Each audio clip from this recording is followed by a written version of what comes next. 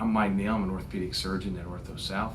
I've practiced orthopedics here in Memphis for over 25 years. I'm a native Memphian. I've raised a family here and very proud of my hometown. I primarily see a lot of arthritic hips and knees, but also do a lot of orthopedic oncology, and that's primarily the treatment of patients that have bone lesions, bone tumors, benign or malignant, and soft tissue tumors, which can be benign or malignant.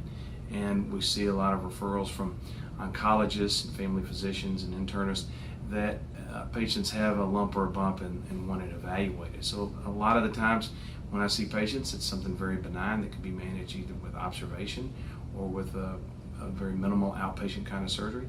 But if it's a bigger problem, then we deal with that.